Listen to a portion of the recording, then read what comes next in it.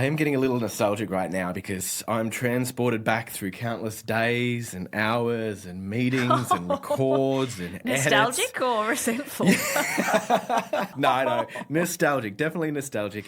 It was 964 days ago Oh my goodness. that our first conversation that I could find on this chapter was had via email. And it was 334 days ago from our very first record with Julia Modenese, where it was all about intention. You get to this massive goal where we are right now, and you do feel complete. But I'm already starting to think about what's next, Lauren. So why do we do that? Why do we do that as humans? I think there can be many answers to that question depending on context. But whenever you embark on a project, you set out with the knowledge that you have at that time and you put that story together. And obviously, while you're telling the story, you're learning. And so the finished project reflects more of who you were when you started than who you are at the end. And so I think that's part of it, that you've got new knowledge and it's that idea of wanting to share that knowledge and the present version of yourself with the world. But the other thing that I thought about with this question is there an alternative to just moving forward into the next project? Oh. And for me, what came up was, I'm sure that I hear about sports stars who Sports stars.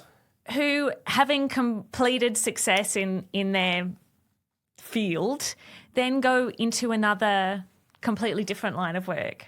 I was looking for some knowledge to back my theory up, so I thought I'd better do a bit of a Did Google. you research sports stars? Is this what happened? I researched sports, which Love is it. like Finally, the sports never going to podcast. happen. It was a very light research. So I came up with Ash Barty, who Yes. obviously tennis, ace tennis, Yep.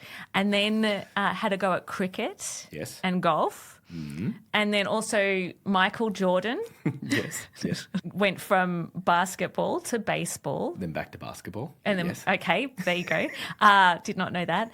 But I was thinking about people who change streams completely. So someone like Dwayne Johnson is a great example, obviously wrestling, and Rock. he's now a very successful actor.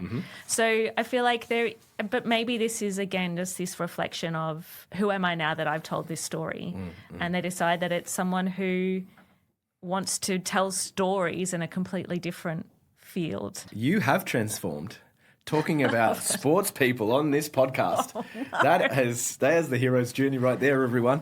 Enjoy that. What about you? What do you think it is that when we get to the end of a project where rather than sitting in that place of success and enlightenment, we feel compelled to move forward? Yeah, I think it's an inbuilt drive in all of us. And I'm reminded of a Aaron Diaz comic, actually, which I saw many, many years ago.